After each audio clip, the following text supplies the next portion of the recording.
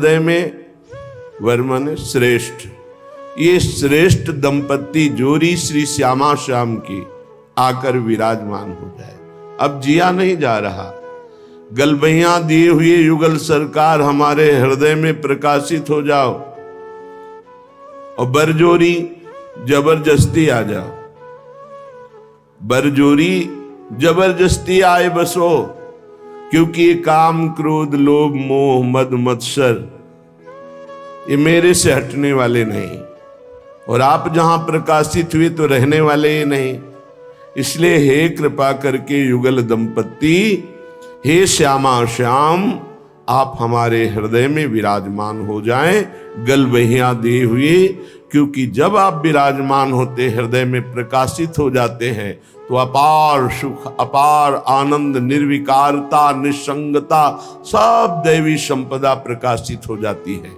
हे प्रभु, मंद मंद मुस्कात लाड़िले,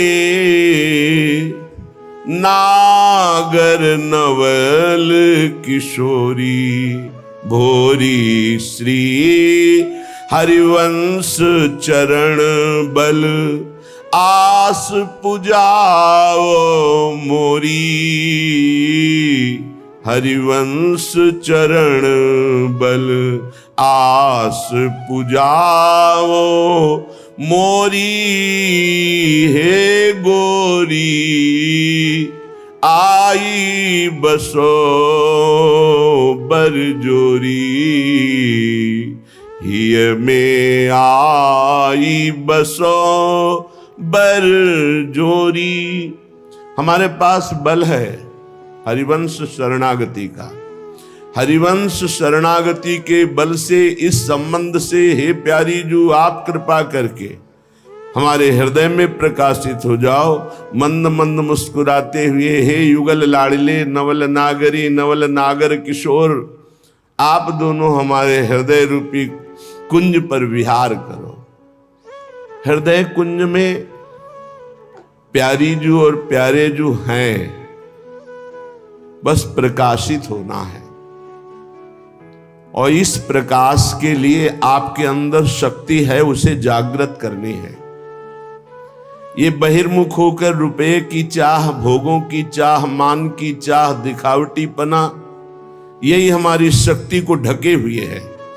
जो अंतरात्मा की शक्ति है वो ढक चुकी है, उस शक्ति को जागृत करना। साधना का मतलब है अपनी शक्ति को जागृत करना। आप महान शक्तिवान हैं, भगवान के अंश हैं, चैतन्य सत्ता हैं आप में संपूर्ण शक्तियां विराजमान हैं, जो जितनी जागृत कर ले।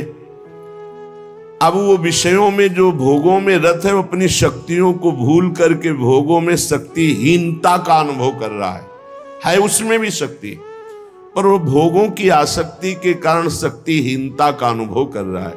इसीलिए श्रीपाद कह रहे हैं कि हमें ऐसे भोगी पुरुषों से नहीं मिलना, ऐसे पापी जनों का संभाषण मिलना जुलना नहीं, पर भगवत भाव उनमें भी रखना है, मिलना नहीं है। क्षुधा देह त्यागो वर्मी गृहस्थैर नहीं मिला, मैं ऐसे गृहस्थों से मिलूंगा ही नहीं जो भगवान की चर्चा, जिनको सुहाई नहीं देती, जो नाम जप नहीं करते, जो पापाचरण करते हैं, उनके द्वारा दिया हुआ थोड़ा भी अन्न हमारी बुद्धि को भ्रष्ट करके भगवत विमुख कर देगा, पक्की बात। विरक्त हो करके यदि जो गुरु मंत्र नहीं लिए पापाचरण करता है, अधर्मी है, ऐसे का प्रतिग्रह लिया जाए तो बुद्धि भ्रष्ट हो जाती है।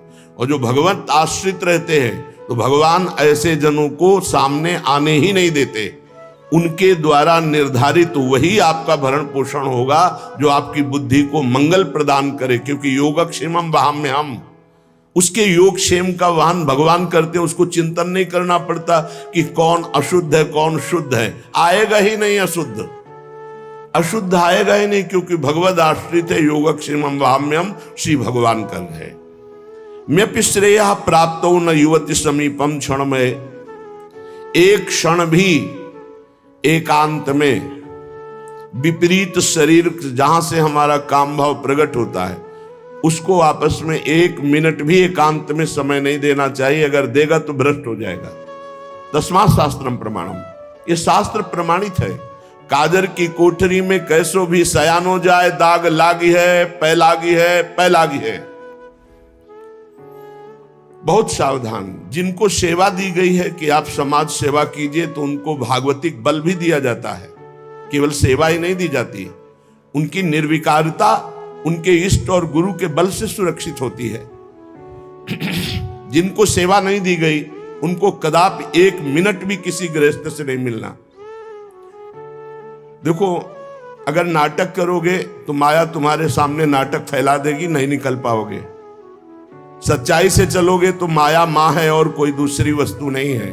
वो मां की तरह दुलार करके आपको भगवान के चरणों में पहुंचा देगी। ये सब माया ही है। ये माइक माया है, ये आवाज माया है, ये शरीर माया है, ये जो भी आप देख रहे हैं, गो गोचर जहां लघु मनुजाई सोशम माया जानो भाई, ये माया आपकी मुक्त अवस्था को पहुंचाने के लिए है। अगर आप माया को भोक्ता भाव से देख लेंगे तो आप पतित हो जाएंगे। वो मां है। श्री भगवान के आश्रित जो भक्तजन होते हैं, वो शास्त्र आज्ञा का पालन करते। एक क्षण भी शास्त्र आज्ञा की अवहेलना प्रमाद में की तो फंस जाओगे। वो तो भगवान कृपालु हैं, कृपा करके फिर उसको रास्ता देते, नहीं तो माया रास्ता बंद ही कर देती है। आगे चलने का रास्ता नहीं रह जाता परमार्थ का। तो कह रहे एक क्षण भी शास्त्र विरुद्ध आचरण के लिए किसी को समय मत दो। कोई तुम्हारा मित्र नहीं है, परमार्थ के सब विरुद्ध हैं। एक संसार प्रकृति विरुद्ध करे तो का कीजिए। और आगे के दाझे गए भज पानी में आग लगे तो का कीजिए। संसार से बचने के लिए वृंदावन में भाग के आए, वृंदावन में आके फिर नौटंकी नाटक पाखंड करोगे तो कहां बचोगे। एक संसार दुष्ट की संगति ताहू में तुम पुष्ट करावो। क्या भगवत आश्रित हो करके आप अगर मनमानी आचरण शास्त्र विरुद्ध करते हैं तो आपका मंगल हो सकता है? शास्त्र विरुद्ध आचरण करने वाले का कभी मंगल नहीं होता। इसलिए सावधान। देखो, श्रीधाम वृंदावन वास करने वालों को हमने कई बार सत्संग में प्रणाम किया है कि आप रिक्शा चलाते हैं, आप छोटी मोटी दुकान रखते हैं, आप पोछा लगाते हैं यहाँ ब्रजवासियों के घरों में, और आप किसी भी तरह अपने जीवन, तो हम आपको प्रणाम करते हैं। क्यों आप निश्चल और निष्कपट होकर के भगवत धाम का वास करके वृंदावन की प्राप्ति के लिए आप ऐसा कष्ट सहकर कर रहे हैं। लेकिन इसमें छल कपट नहीं, इसमें तिलक कंठी और वेश का दुरुपयोग नहीं। इष्ट और गुरु को गाली पड़ेगी, तुम्हारे सब पुण्य नष्ट हो जाएंगे। सात्विक वेशभूषा का हमने आदेश किया है कि आप अपने घर में पैंट शर्ट पहन सकते हैं। सात्विक वेशभूषा का आप सम्मान करें। आपके द्वारा कोई वार्ता, कोई चेष्टा, कोई ऐसी करनी हो जाए तो आपके इष्ट और गुरु को गाली मिलेगी। आप इस पर सावधान रहें। आपके इष्ट और गुरु आपका हित कर रहे हैं, आपका हित नहीं। वनवास कर रहे हो, आप वनवासी वेशभूषा में रह सकते हैं। आप वनवास वृंदावन में आप सेवा कर रहे हैं, आप कर सकते हैं। आपके गले में पड़ी होगी गुरु की लॉकेट, आपके मस्तक पर श्री जी का चरण चिन्ह, आप कंठी धारण किए हुए हैं, तो आपको शांत, सौम्य, गंभीर, प्रिय बर्ताव करना है। अशांत और निगेटिव व्यवहार करने वाले पर भी आपको शांत और सकारात्मक भाव, कोई बात नहीं, आप जा सकते हैं। वो फिर नाराज हो रहा है, फिर हम हाथ जोड़ रहे हैं। हमें मार पीट, गाली गलौज, छल कपट नहीं करना। और जो यहां आसपास दुकान रखे हुए हैं उनसे हमारी प्रार्थना है, राधा केली कुंज से आपका कोई संपर्क है नहीं।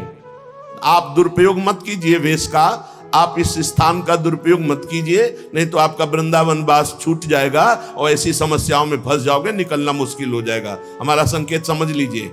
किसी से कोई संपर्क नहीं, सब अपनी अपनी दुकानें लगाए हुए हो। जो विविध प्रकार से सफेद वेश धारण करके, कंठी धारण करके, बाल रखा करके और इसके बाद गंदा आचरण करते हैं, वो अपने गुरु और इष्ट का और धाम का अपराध करते। ऐसे लोग कभी धाम में नहीं मरते। हमारा भूख से शरीर छूट जाए लेकिन हम अधर्म आचरण नहीं करेंगे। सबके ऊपर कानून शास्त्र है और शास्त्र संतों के हृदय से प्रकाशित होता है। वृंदावन वास का मतलब है निष्कपट सरल ढंग से तुम्हारा श्री जी भरण पोषण करेंगी। अचानक कोई व्यवस्थापक ऐसी व्यवस्था कर जाएगा जो लाडली जी के द्वारा प्रेरित है। ऐसे आचरण, गलत आचरण, दोहन वृत्ति, किसी को किसी के संबंध से दोहित करना, गुरु पत्नी गामी कहते हैं उसे। गुरु पत्नी को, गुरु के सबके पत्नी थोड़ी होती, वो तो ब्रह्म ऋषि जो कुछ ऐसे कुल परंपरा जिनकी चली हुई है, और बकाया सब जो विरक्त हैं वो गुरु पत्नी गामी का दोष कैसे लगता है? गुरु के नाम पर उनके द्वारा दी हुई संपत्ति का भोग करना गुरु पत्नी गामी कहा जाता है। श्री जी के द्वारा व्यवस्था होना, गुरु जी के द्वारा व्यवस्था होना एक अलग चीज है। आप उनके नाम, उनकी छाप का प्रयोग करके आप दोहन वृत्ति रखते हैं, यह गुरु पत्नी गामी का अपराध महापापों में आता है। इसलिए सब कोई सावधान होकर वृंदावन वास करो। वृंदावन वास के लिए कह रहे क्षुधा देह त्यागो वर्मी गृहस्थिर नहीं मिला। आपने माना कि 5 ग्रंथ बेचे, 5 कंठी बेची, 5 माला बेची, आपको 100 रुपया मिला, तो आप आधा किलो भोजन पाएंगे ना, जो सब्जी दाल 100 रुपये में आपको बहुत बढ़िया आनंद मिलेगा। और आप ये जो हजारों रुपए, तो आपकी विलासिता, भोग बुद्धि बढ़ेगी और पापाचरण बढ़ेगा, धाम से निकाल दिए जाओगे। कहीं ना कहीं ऐसा भयानक रोग होगा, भागोगे यहां से, अशांति पैदा हो जाएगी। बहुत सावधानी की जरूरत है। आप अगर अपनी ये सावधानी नहीं रखेंगे तो ये धीरे धीरे बुद्धि को भ्रष्ट करती चली जाएगी। ऐसी व्यवस्था से ऐसा कार्य करो जिससे कम से कम निष्कपटता, सरलता, सच्चाई तुम्हारे जीवन में बनी रहे, छल कपट ना रहे। नपि श्रेयः प्राप्तो न युवति समीपम क्षणमय। ये मौत की भी मौत है बाबागिरी। काम, क्रोध, लोभ, मोह, मद, मत्सर, इन सब को मार दिया जिसने, और मौत की मौत, मृत्यु का भी भय जिसके अंदर से खत्म हो गया, उसे कहते हैं फकीर। फिकर फार फकनी करे ताको नाम फकीर। फकीर का मतलब खिलवाड़ समझ लिया क्या? अगर हिम्मत है तो अपने घर से अनुमति लेकर के पूर्ण मर्यादा के अनुसार, और जीवन भर न रुपया के सहारे, एकमात्र भगवान का सहारा। बहुत सावधानी से धामवास करो। ऐसा मत प्रयोग करो, दोहन वृत्ति मत रखो। गुरु के नाम की, गुरु के प्रभाव की दोहन वृत्ति तुम्हारा पतन करा देगी। ये गुरु पत्नी गामी का कलंक उसको लगता है। बहुत सावधान। गुरु के वटिया से मिले रहना, ना कुछ लेना न देना, मगन रहना। अब हम आश्रित है तो भरण पोषण गुरु के द्वारा हो रहा है, वो बात अलग है।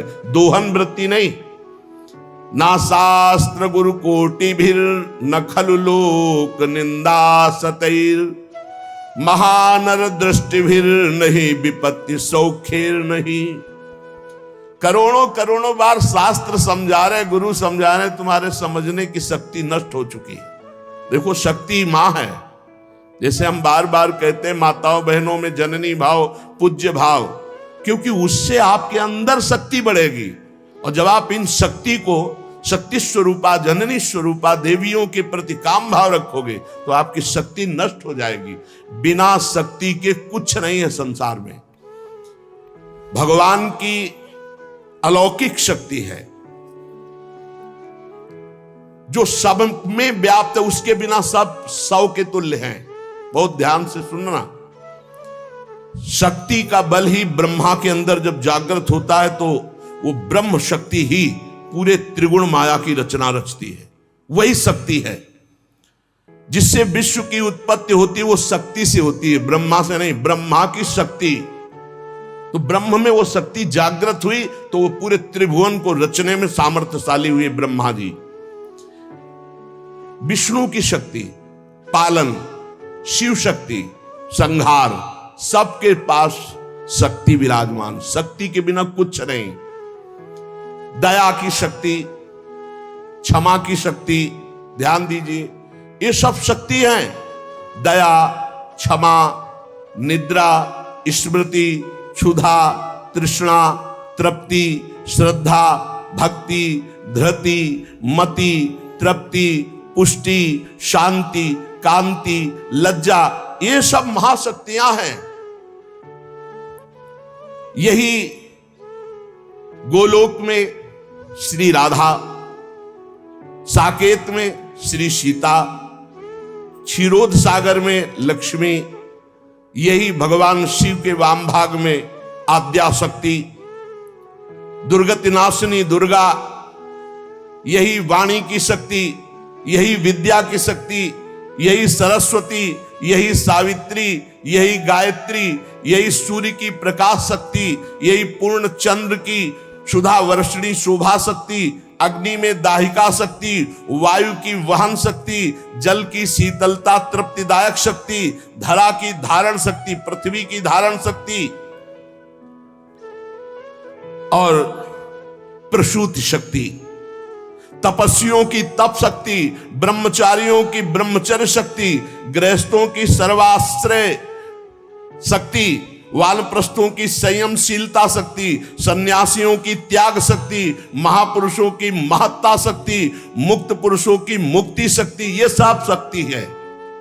शूरवीरों की बल शक्ति, माता पिता में वात्सल्य शक्ति, गुरु में गुरुता शक्ति, पुत्र में शिष्य में गुरु भजन भक्ति रूपी शक्ति, साधुओं की साधुता रूपी शक्ति, चतुरों की चातुरी रूपी शक्ति और माया की मायावी विभूतियां शक्ति, ये सब एक ही परम शक्ति अनंत रूपों में फैली हुई है। वाग्मियों की वाक शक्ति, न्यायी नरेशों की प्रजा पालन शक्ति, प्रजा की राजभक्ति शक्ति, सदाचारियों की दैवी संपदा रूपी शक्ति, मुमुक्षुओं की षट संपत्ति, धनवानों की अर्थ संपत्ति शक्ति, ये सब शक्ति है। हजारों शक्ति रूप धारण करके चराचर जगत को, ज्ञानियों की ज्ञान शक्ति, प्रेमियों की प्रेम शक्ति, वैराग्यवान की विराग शक्ति, भक्तों की भक्ति शक्ति, यही राज्य लक्ष्मी शक्ति, सौभाग्य लक्ष्मी शक्ति, शोभा लक्ष्मी संपत्ति, यही सब कुछ, यही परमात्म शक्ति जब जागृत होती तो त्याग वैराग्य तपस्या काम क्रोध पर विजय और मोक्ष और परम पद और प्रेम जो चाहे, प्रेम शक्ति भी है।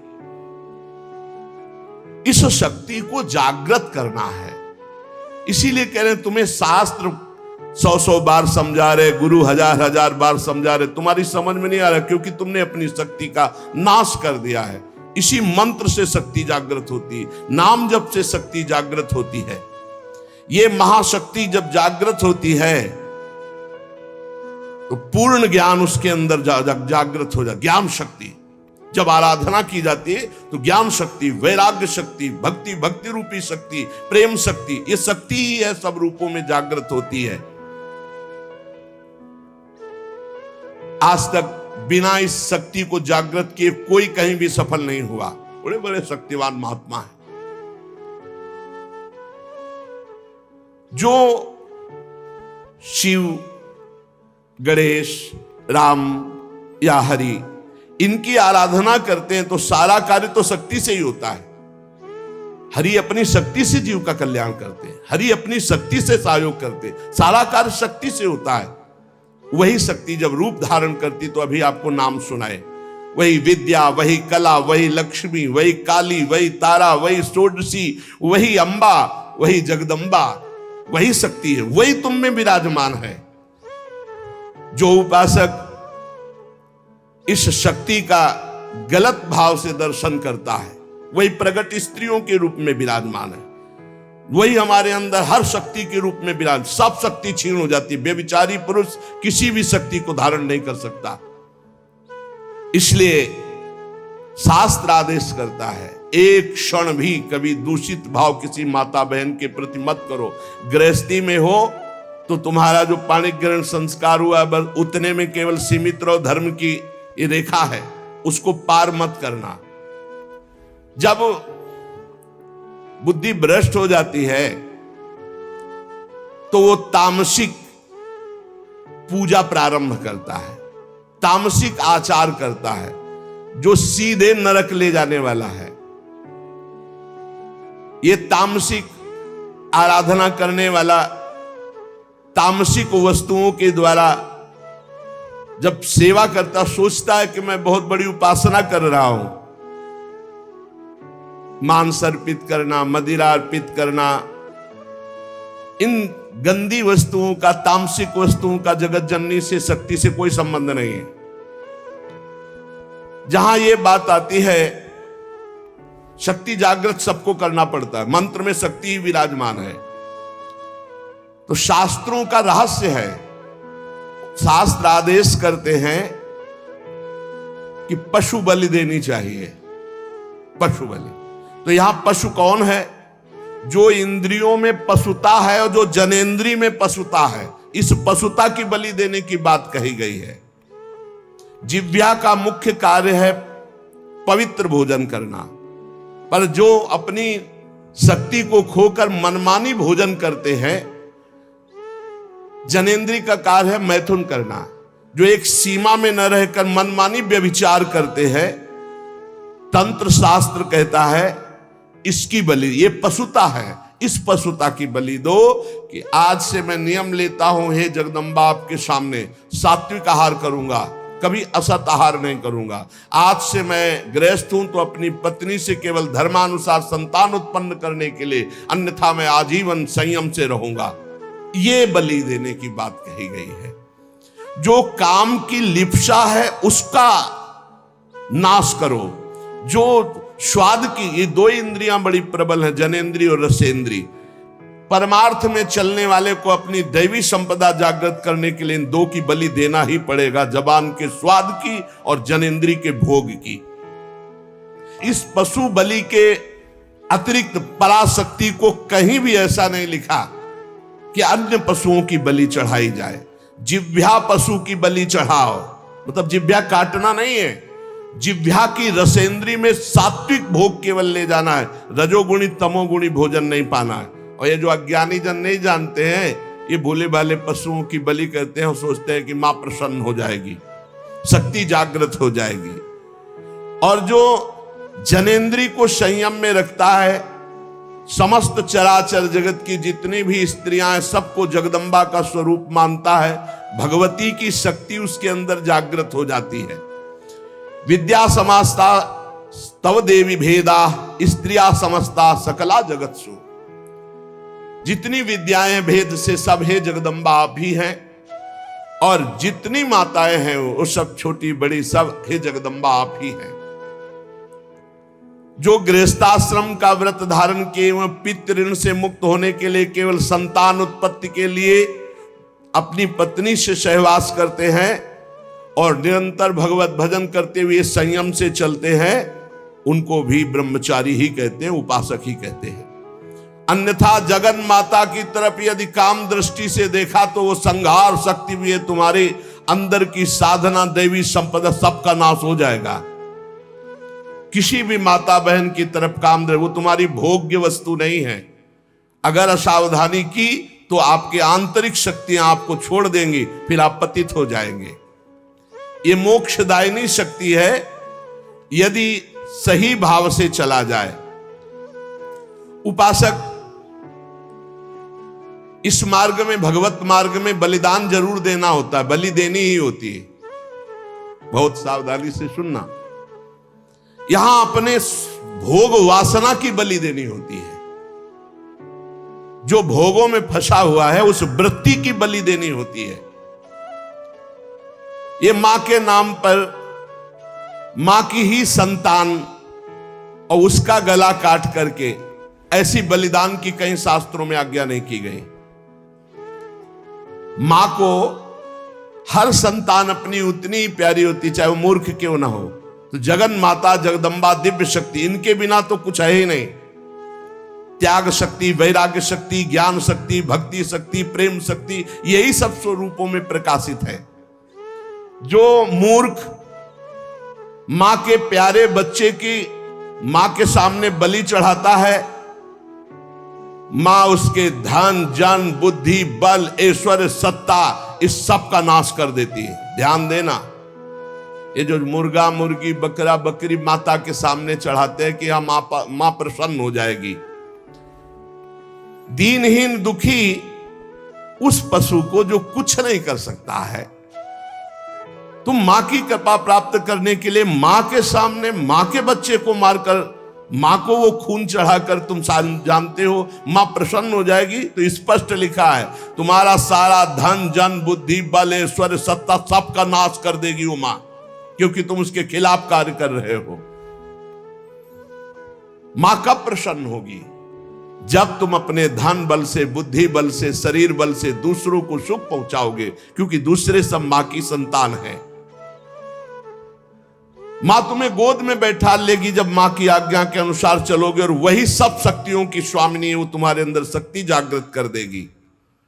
बलिदान करना है, निश्चित शास्त्रों में आज्ञा है बलि की, बलि चढ़ाना है, लेकिन काम की बलि चढ़ाना है, क्रोध की बलि चढ़ाना है, लोभ की बलि चढ़ाना है, असत्य की बलि, इंद्रिय विषय विलासिता, इसकी बलि चढ़ाना है।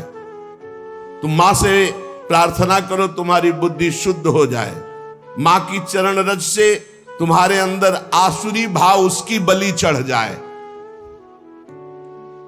जब तुम प्रेम भाव से मां की आराधना करोगे तो तुम्हें जो परम लाभ मिलेगा वो दिव्य शक्तियां जागृत हो जाती है। और जब मां से विपरीत भाव किया जाता है, मां को भोग्य भाव से देखोगे, इससे बड़ा विपरीत भाव क्या है? ये सब मां ही तो है विविध रूपों में, जननी ही शक्ति तो है। फिर कोई ये प्रश्न कर सकता है, बड़ा सुंदर है, कि मां के हाथ में नरमुंडों की माला है और मां जिह्वा में रक्त लगाए हुए है, तो अगर मां को अगर बलि पसंद नहीं तो क्यों काटा? महिषासुर को मारा, चंडमुंड, रक्त बीज, बहुत से शुंभ निशुंभ, बहुतों को काट काट के ढेर लगा दिया। क्या वो मां के पुत्र नहीं थे क्या? आप हमें बलि के लिए निषेध कर रहे हैं, तो क्या मां को खून नहीं प्यारा? तो कह रहे वो मां के बच्चे नहीं हैं, हम ऐसा नहीं कहते, वो मां के बच्चे हैं, पर वो मां से ही भोग करने की भावना रख रहे थे और मां के उन सीधे साधे दुर्बल बच्चों की हिंसा कर रहे थे। तो अगर एक बच्चा ऐसा हो जाए कि पूरे परिवार को काट रहा है, तो मां स्वयं काट देगी, वो अपने दुलार को एक तरफ रख के उसको काट देगी। पूरे विश्व की रक्षा के लिए इन राक्षस रूपी पुत्रों की मां ने स्वयं हत्या की और उन्हीं की प्यार से मुंडों की माला धारण की, जो पूरे चराचर जगत का विनाश कर रहे थे। पूरे चराचर जगत को कष्ट दे जो बालक, तो मां समर्थ होते हुए कैसे बर्दाश्त कर सकती है? इसलिए निरपराध ये बकरा, ये मुर्गा किसी को कष्ट नहीं दे रहे। अगर तुम्हें बलि चढ़ानी है तो अपने काम, क्रोध, लोभ, मोह, मद, मत्सर की इनकी बलि चढ़ाओ, अपनी वासनाओं की बलि चढ़ाओ, अपनी जिह्वा रसेंद्री की बलि चढ़ाओ कि हम ऐसे गलत भोजन नहीं करेंगे, जनेंद्री, हम किसी माता की तरफ कभी हम गंदी दृष्टि नहीं रखेंगे, सब में भगवत भाव रखेंगे। जो इन सीधे साधे पशु पक्षियों की बलि चढ़ाता है, तो भगवती फिर उनका विनाश दूसरे रूप में करती है। इसलिए उपासक किसी भी तरह से कोई आसुरी प्रवृत्ति वाली उपासना न स्वीकार करे, कोई आसुरी प्रवृत्ति वाले आचरण न करे, किसी भी शक्ति को मंजूर नहीं। शक्ति सबको चाहिए, चाहे किसी भी मार्ग में चलने वाला हो, शक्ति सबके अंदर जागृत होती, बिना शक्ति के एक कदम नहीं चल सकता। पशु बल, मानव बल, असुर बल, देव बल, ये ईश्वरी शक्ति के आगे नहीं, सब ईश्वरी शक्ति के अंतर्गत है। जब पशु बल बढ़ता है तो यही शक्ति जागृत होकर उसका नाश करती है। जब मानव बल बढ़ता है आसुरी प्रवृत्ति से, तो यही शक्ति उसका नाश करती है। जब असुर बल बढ़ता है तो यही शक्ति नाश करती है। जब देव बल बढ़ता है और असुर भाव को प्राप्त होता है, तो उसका भी विनाश यही शक्ति करती है। महिषासुर विशाल पशु बल,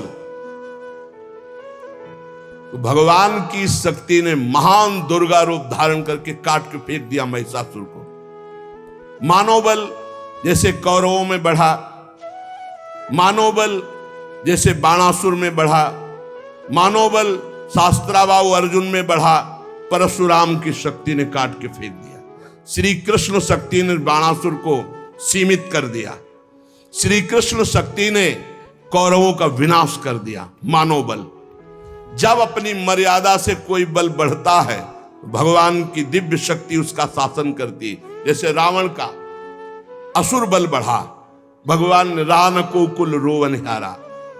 जब इंद्र देवता का दैव बल बढ़ा, तो गिरिराज जी उठाकर सारा बल उनका चूर कर दिया, घमंड चूर कर दिया कि मैं देवराज हूं। ईश्वरी शक्ति चारों तरफ से आपको घेरे हुए है। आप साधारण नहीं हैं, आप भगवान के अंश हैं। आप मर्यादा से चलेंगे, आप सत्य मार्ग में चलेंगे तो आपके अंदर ईश्वरी शक्ति जागृत होगी, और असत्य मार्ग में तो वही ईश्वरी शक्ति आपका विनाश कर देगी, ऐसी जगह ले जाएगी कि आपका नाश हो जाएगा। इसलिए आप अपनी शक्ति का जागरण करें, ना कि अपना नाश अपनी ही शक्ति से करवावे। यही बुद्धि शक्ति, या देवी सर्वभूतेषु बुद्धि रूपेण संस्थिता नमस्तस्यै नमस्तस्यै नमस्तस्यै नमो नमः। यही दैवी शक्ति आपको गलत सलाह दे देगी। जब आप गलत आचरण में जाओगे, अधर्म आचरण करोगे, तो बुरी दशा आने के पहले बुद्धि बदली जाती है। जाका विधना दारुण दुख दीन, ताकि मति पहले हर लीन। मति माने बुद्धि का अपहरण हुआ, जीव का नाश हो गया। इसलिए श्रीपाद प्रबोधानंद जी कह रहे, तुम्हारे अंदर शक्ति है कोटिभीर्ण। शास्त्र गुरु करोड़ों करोड़ों बार समझा रहे, तुम्हारी समझ में नहीं आ रहा। तुम खलु लोक निंदा सतई, 100 बार तुम्हारी निंदा हो रही, ऐसे आचरण करते हो, फिर भी तुम्हारी समझ में नहीं आ रहा। महानदृष्टि भीर नहीं विपत्ति सौखेर नहीं। अब महाविपत्ति आने वाली है, अब क्या करोगे? क्योंकि जो तुमने कर्म किया वो तुम्हें भोगने पड़ेंगे। पूर्व से अभी इसी जीवन में आप अपने जीवन को झांक करके देख लीजिए, आपके जीवन में क्या क्या हुआ है। आप खुद इस बात के गवाही हैं कि अगर वो केस खुल जाएं जो आपके जीवन में हुए हैं, तो नरक, जेल, निंदा, इसके सिवा कुछ नहीं है। आज भगवान की कृपा हुई कि सबको ढक करके तुम्हें उत्तम मार्ग में चलाने के लिए भगवान अवसर मिल गया है। अब तो होश में हो जाओ। श्रीपाद कह रहे हैं, लेस मात्र कहीं भी सुख नहीं है, या धर्माचरण तुम्हें महान दुख प्रदान करेंगे। हाय हतभाग्य, फिर भी वो कामांध होकर दूसरी माताओं की तरफ भोग दृष्टि से देख रहा है। मनागपि नोत्सहे हतमनो युवत्याहृतम निरोधभूत मत ईदृशम किम वितासे वृंदाटवी। कैसे वृंदावन तुम्हारा कल्याण कर देगा, कैसे तुम्हारा वृंदावन रक्षा कर देगा, यदि वृंदावन में माताओं बहनों के प्रति तुम काम दृष्टि रखोगे। हाय हाय, हजारों बार करोड़ों बार गुरु समझा रहे, शास्त्र समझा रहे, फिर भी तेरी समझ में नहीं आ रहा। और मैं स्वयं कह रहा हूं कि लेस मात्र सुख इसमें नहीं। श्रीपाद कह रहे, मैं स्वयं कह रहा हूं कि लेस मात्र इसमें सुख नहीं, फिर भी तू माताओं बहनों की तरफ काम दृष्टि, दोस्त दृष्टि, भोग दृष्टि रख रहा है। कैसे तुम्हें वृंदावन रक्षा करेगा, कैसे तुम्हारे वृंदावन हृदय में प्रेम प्रकाशित करेगा, जब बार बार शास्त्र आज्ञा और गुरु आज्ञा का उल्लंघन कर रहे हो। जरी हरति स्वांतम हरि हरि युवत्यादि विषयो नरी नर्त्याक्रम्य त्वतिशिरसि माया भगवतः वरीवर्तीत्याशा चिरमिहितु वृंदावन वने न जाने राधाया कथम्यू चरी करती करुणया। हे हरि मेरी रक्षा करो, मेरी रक्षा करो। हरि ही रक्षा कर सकते हैं। हे हरि मेरी रक्षा करो। हे भगवान, आपकी माया मेरे सिर पर सवार होकर बार बार मुझे खींच रही है। ऐसा सबके हो रहा है। हे भगवान, ये आपकी विचित्र माया मेरी बुद्धि में सवार होकर, खोपड़ी में सवार होकर बार बार खींच रही है। मैं श्री वृंदावन धाम वास करता हूं, आशा रखता हूं इसी जन्म में भगवत प्राप्ति हो, पर क्या श्री जी की करुणा हमारे ऊपर नहीं हो रही, जो हमारी बुद्धि माया खींच रही है। हे वृंदावन धाम, हे हरि, हे किशोरी जो करुणा करो, ऐसी कृपा कर दो कि मेरी बुद्धि, सबसे ज्यादा आक्रमण इसी का होता है। द्वितीय आक्रमण कंचन का, और तृतीय आखिरी आक्रमण होता है नाम हो जाए, कीर्ति हो जाए। इन तीन से जो बचा ले जाए वो भगवत प्राप्ति। कैसे बचे, अब उपाय बता रहे। राधा कीर्ति सुधा रसेन रसना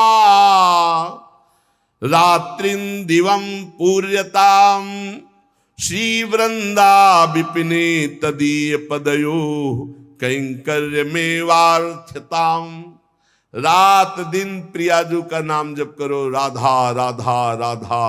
रात दिन रसना से श्री स्वामिनी जी के पदों का गायन करो, उनकी कीर्ति उसमें विराजमान है। सुंदर सुंदर पद हैं चतुरासी जी के। अर्थों की तरफ मत जाओ, अर्थ तो स्वयं प्रकाशित होगा। एक बार श्री सद्गुरुदेव भगवान से वाणी जी के अर्थ के विषय में चर्चा की तो उन्होंने कहा जब तक साधक का पुरुष भाव है तब तक ज्यादा अर्थ पर ध्यान नहीं देना चाहिए। वाणी जी का गायन वनिता पुरुष भाव मिट जाए तब सेवे ललितादिक के भाई। चतुरासी जी महान सिद्ध औषधि है, काम वेदना को शांत करने के लिए अग्नि के समान है। संसार समुद्र से पार होने के लिए चतुरासी जी नौका के समान है। आराम से नाव में बैठ गए, खेवैया हरिवंश चंद्र जी में पार कर दिया। भवजल निधि को नाव और काम पावक को पानी, और इतना ही नहीं, प्रेम भक्ति को मूल, मोद मंगल सुखदानी। बड़ा आनंद हर समय बना रहेगा। एक बार 24 घंटे में चतुरासी जी का पाठ कर लिया, 84 लाख योनियों में नहीं जाओगे। जब तक जियो रोज चतुरासी जी का पाठ करो तो छुट्टी 84 भ्रमंते निरखै जुगल किशोर, भगवत साक्षात्कार करा देगी चतुरासी जी। काम को जड़ से शांत कर देगी चतुरासी जी। चिंता मत करो, भव समुद्र से पार हो जाओगे और नवनिभृत निकुंज में सहचरी भाव की प्राप्ति हो जाएगी आपको। ये चतुरासी जी सहचरी भाव, सखी भाव की निश्चित प्राप्ति करा देती। जब आप अपने को सखी देखेंगे तो कहां काम, कहां क्रोध, कहां लोभ, कहां मोह, कहां मद। ये तो पुरुष भाव में देह, जब स्त्री भाव पुरुष भाव होता है तब काम विकार जागृत होता है। तो इसको कैसे नष्ट करें? बोले राधा कीर्ति सुधा रसेन रसना रात्रिंदिवम पूर्यताम। रात दिन राधा राधा रटो और चतुरासी जी का गायन करो, क्योंकि राधा कीर्ति से भरी हुई श्रीमद चतुरासी जी, 42 लीला, स्फुटवाणी, केलिमाल, ये सब महारस ग्रंथ हैं। श्री वृंदा विपिने तदीय पदयो कैंकर्य में वार्थताम। तदीय पदयो कैंकर्य, सदैव अंदर से भाव करो मैं प्रियाजू की सखी हूं, मैं प्रियाजू की दासी। ये तो वर्दी है ऊपर की, पोशाक है पुरुष भाव, आप पुरुष नहीं हो। सच्चिदानंद प्रभु के अंश हो और उस अंश में जब भाव किया गया तो सहचरी भाव का स्वरूप। किशोरी मात्मानम किमि सुकुमार कलये, अपनी आत्मा को किशोरी के स्वरूप में चिंतन किया गया तो किशोरी स्वरूप हो गए। ये जो निज मंत्र है, ये जो चतुरासी जी है, ये जो उपासना का भाव है, ये आपको सहचरी भाव सहज में प्रदान कर देगा। आपको ज्यादा अटकल लगाने की जरूरत नहीं, बस साधन में लगे रहिए। श्री वृंदा विपिने तदीय पदयो कैंकर में वार्थताम। अरे दिन में एक बार तो सोचो कि मैं कौन हूं। सोचते आप सब दिन में एक बार तो सोचिए कि मैं कौन हूं। मैं श्री जी की हूं, मैं श्री जी की सहचरी हूं, मैं श्री जी की दासी हूं। धैर्यम स्वर्णमयी सितुर्नव वयो रूपा श्रिया हार्यताम। स्वर्णमयी जिनकी अंग कांति है वो मेरी प्राणेश्वरी श्री किशोरी जू। 9 वयस अवस्था है, मुकुलित वय 9 किशोर, और हम उन्हीं के समीप सेवा सौंध लिए हुए वैसे ही रूप है। प्रियाजू का प्रतिबिंब स्वरूप सहचरियां हैं। एक सहचरी का सौंदर्य ऐसा है कि करोड़ लक्ष्मियों को आश्चर्यचकित कर दे। लक्ष्मी कोटि विलक्ष लक्षण लसल लीला किशोरी सतई राराध्यम ब्रजमंडलेति मधुरम राधाभिधानम। ऐसा सौंदर्य श्री स्वामिनी जी की सखियों का, तो वो हमारा स्वरूप है, वही हमारी आत्मा है। जहां वो सहचरी वपु से अपनी स्वामिनी जी को नजदीक देखता है तो बोले प्रेमाश्रुत पुलकादि भाव विभव व्यक्त्या जगत तार्यताम। बाहर से पुरुष या स्त्री शरीर है, अंदर से अपने को अपनी स्वामिनी जी के समीप भाव दे से जहां देखा तो प्रेमाश्रुत पुलकादि भाव विभवैर दिव्य भाव अशुभ प्रवाह चल रहा है। आंखों के सामने प्रिया प्रीतम है, आंखों से अश्रु बह रहा है। गदगद सुर नैना सजल दंपति रस रहे भीन, ईगत वृंदा विपिन में फिरे प्रेम तल्लीन। श्रीपाद करे जगत तार्यताम। वह महापुरुष संपूर्ण जगत को परम पद दिलाने की सामर्थ्य रखता है, जो प्रियाजू के समीप हर समय अपने भाव दे से रहता है। अशुभ प्रवाह हो रहा है, पुलकित हो रहा है, गदगद कंठ से उनकी कीर्ति का गान कर रहा है। सा तरत सा लोकान तारयति। अतिरस विवशम किशोर युग्मम द्रुत नव कांचन नील रत्न रोचि सुई मलवर भाव मूर्ति वृंदा विपिन निकुंज गृहोदरे चकास्ति। पर यह भाव अनन्यता से आता है, अपने इष्ट के अनन्य हो जाना, सर्वत्र अपने इष्ट को देखना और अपने इष्ट में अनन्य भाव आ जाना। इतना तो समझना यह है कि भगवान एक हैं, प्रभु एक हैं, दो नहीं। बोले हमारे तो प्रिया प्रीतम दो हैं, ये भी एक ही है। रसो या परमानंद एक एव द्विधा सदा, एक ही परमानंद रस रूप धारण किया, प्रिया और प्रीतम का रूप। ये नवल किशोरी नवल किशोर, दो तन एक प्राण एक मन एक रुचि एक स्वभाव एक तत्व, और दो तन धारण किए हुए हैं। सत्य दो नहीं होते, एक ही होता है। वो विभिन्न रूपों में प्रकाशित हो सकता है, पर होता एक ही है। वो अलग अलग दिशा में अलग अलग रूपों में अलग अलग नामों में प्रकाशित हो गया। जैसे हमारे यहां हित तत्व ही वृंदावन, हित तत्व ही खगमृग पशु पंछी, हित तत्व ही लता वृक्ष औषधि, हित तत्व ही प्रिया प्रीतम, हित तत्व ही सहचरी। हित के सिवा, प्रेम के सिवा कुछ नहीं।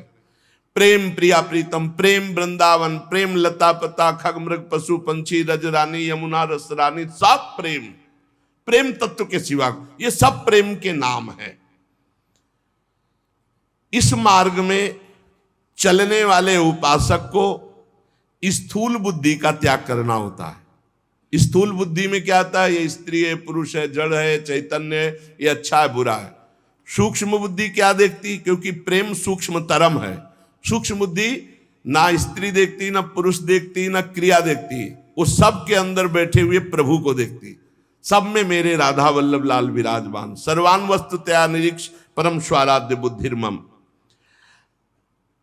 खास परमार्थ का साधक इस बात को जरूर स्वीकार करता है कि सब में मेरे प्रभु विराजमान है।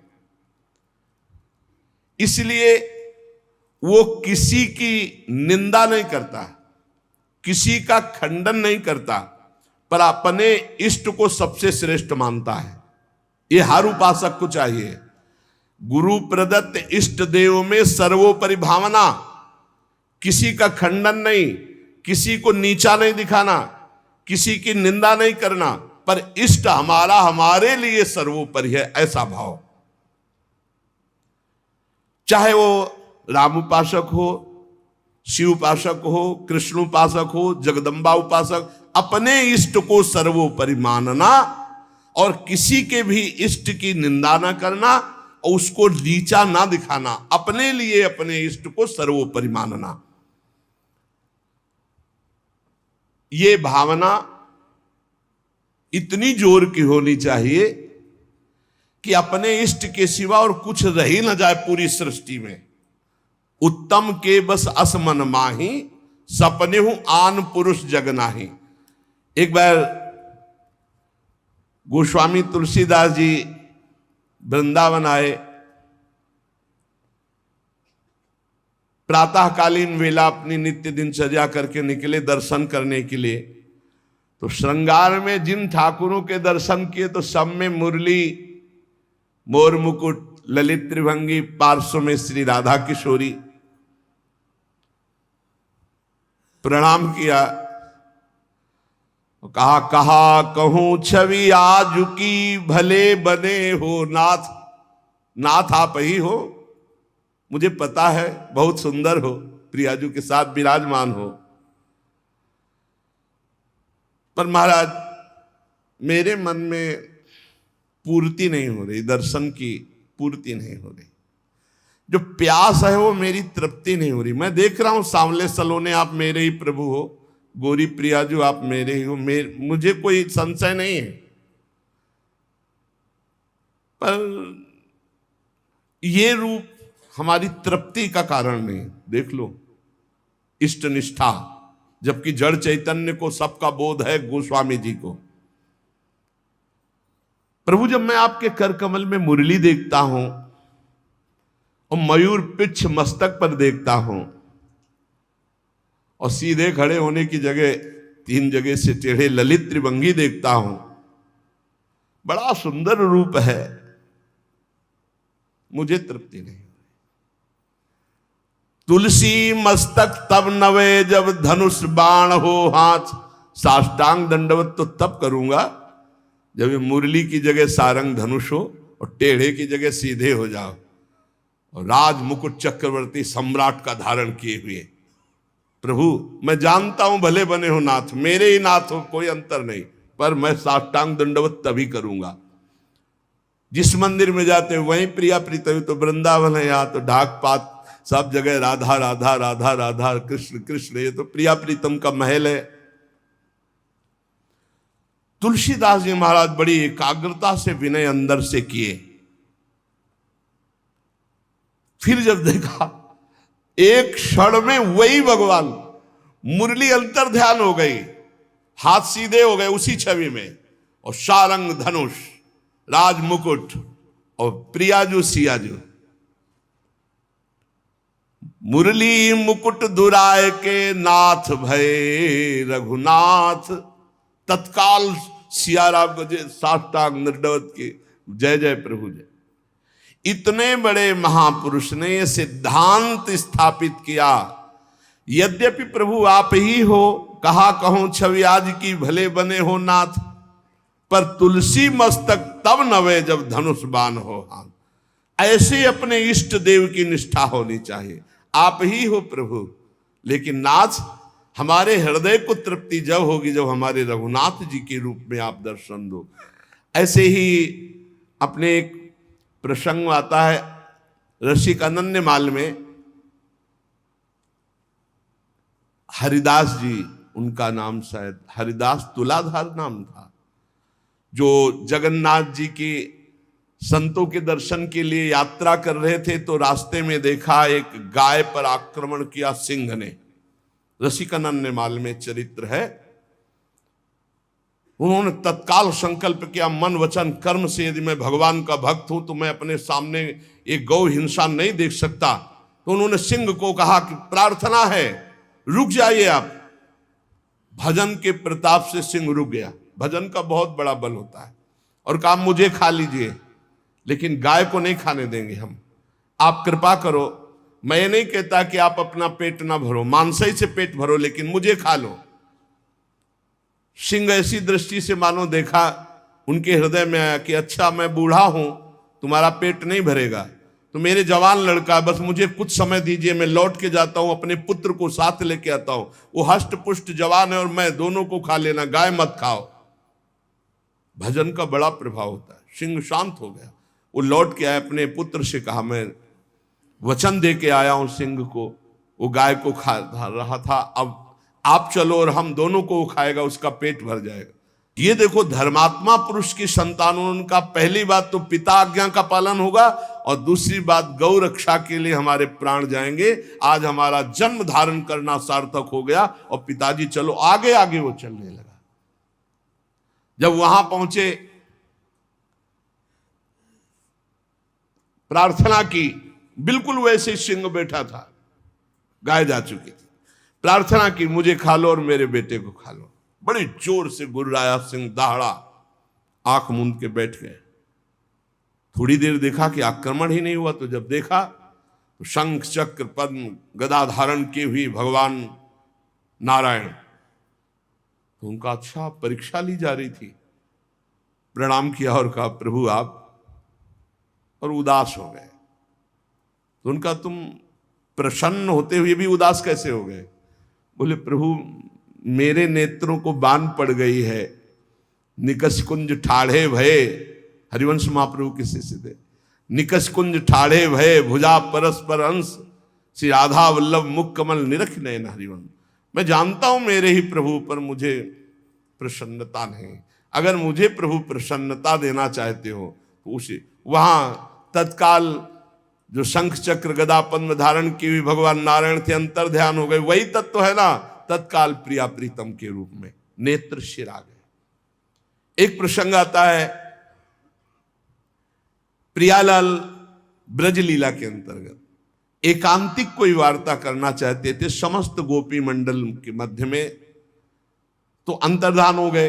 पूज्य भाई जी से हनुमान प्रसाद पोद्दार जी ने लिखा है। अब सांकेतिक कुंज में जाकर लालजू विराजमान हो गए। प्रियाजू दूसरे मार्ग से उधर चली और गोपीजन दूसरे मार्ग से।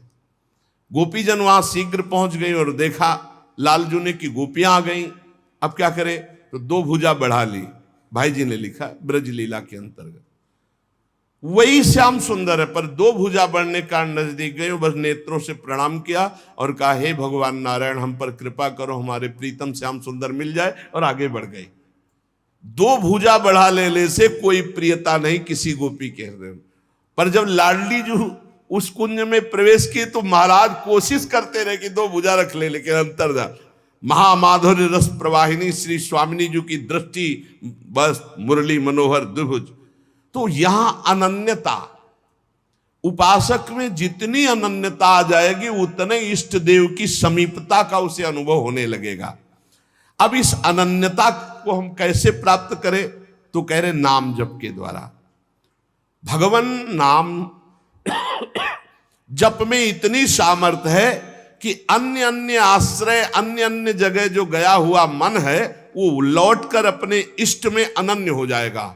भाई जी महाराज साधन बता रहे हैं, नाम जप सब कुछ इसी से प्राप्त हो जाएगा, विश्वास कर लीजिए।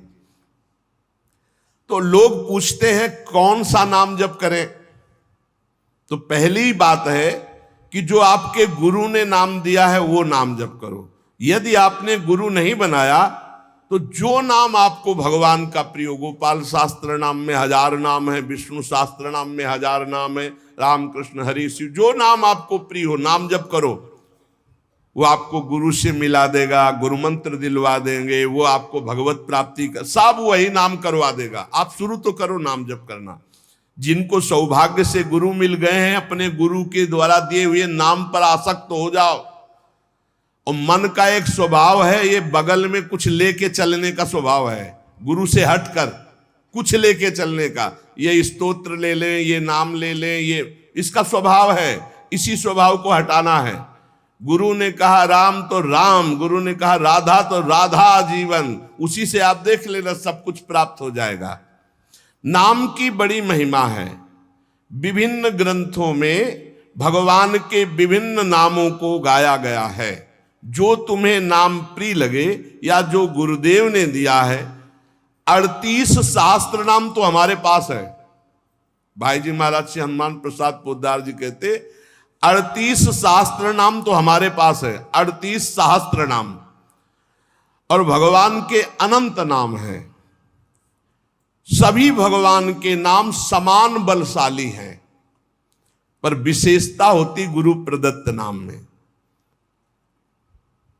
जैसे गोस्वामी जी को राम नाम सर्वोपरि, चैतन्य महाप्रभु कृष्ण नाम सर्वोपरि, हरिवंश महाप्रभु राधा नाम सर्वोपरि, कोई हर्ज नहीं। उसी एक परम तत्व के अनेकों नाम हैं, जिसको जो प्रिय लगे खूब पकड़ लो उस नाम को जोर से, बार बार उसे जपो। राधा राधा राधा राधा राधा। अब 2 घंटा जपा, इसके बाद दे दिया पूरे विश्व को, धन्य हो जाए हमारा विश्व, हो गया। क्योंकि आपका भजन उतना जाकर समाज को सुख पहुंचाएगा। इसलिए गुरु मुख से ही नाम जपना चाहिए। अगर नहीं है तो आप देख लो, कोई न कोई संत के मुख से वो नाम तो निकला ही है। राम कृष्ण हरि, जो भाई जी महाराज कह रहे हैं 38 शास्त्र नाम तो हमारे पास रखे हुए। तो जो भगवान का नाम निरंतर रटते उनमें दिव्य शक्ति जागृत हो जाती। जैसे 2 लकड़ियों के बार बार घर्षण से अग्नि उत्पन्न हो जाती, शक्ति देखो ना। 2 पत्थरों को आप रगड़िए तो उनमें चिंगारी पैदा हो जाएगी। तो दिव्य चिदानंद में नाम जब हमारी जिह्वा पे रगड़ होती है तो उसमें ऐसी महान शक्ति जागृत होती। ज्ञान भक्ति वैराग्य विपत्ति दुख का नाश सब। देखो गोस्वामी जी सरल भाषा में कह रहे हैं, राम नाम मणिदीप धरि जीह देहरी द्वार, तुलसी भीतर बाहरहु जो चाहस उजियार। यदि हृदय में और जगत में भी लोक में मंगल चाहते हो तो अपनी जिह्वा रूपी देहरी पर, जो भीतर और बाहर दोनों को मंगल करेगी, नाम विराजमान कर लो। गोस्वामी जी को प्राण प्रिय है 2 अक्षर राम, ऐसे प्राण प्रिय है हमारा 2 अक्षर राधा। जिह्वा पे विराजमान कर लो, लोक परलोक सब मंगल को प्राप्त हो जाएगा। जो संसार में नाम जप कर रहे तो उनको ऐसा ज्ञान हो जाता है, जैसे गोस्वामी तुलसीदास जी कहते हैं, मैं तो ही अब जान्यो संसार, बानी न सकै मोहि हरि के बल, प्रगट कपट आगार। मैं तो ही अब जान्यो संसार, ए संसार मैं जान गया तुझे, संसार अब तू कपट का आगार कभी मुझे बांध नहीं सकता, क्योंकि मेरे पास भगवान नाम जप के प्रभाव से वो ज्ञान हो गया, वो ज्ञान हो गया कि अब तू मुझे नहीं बांध सकता। सर्वत्र भगवत दर्शन, तीसरी बात आई। पहला आया अपने इष्ट के अनन्य, दूसरा कैसे हो तो बोले निरंतर नाम जप करो, और तीसरा सर्वत्र भगवत दर्शन। ये सर्वोत्तम बात है, चाहे वो चांडाल हो, पशु हो, पक्षी हो, जड़ हो, चैतन्य हो, जहां तुम्हारी दृष्टि पड़े तो उसमें देखने की कोशिश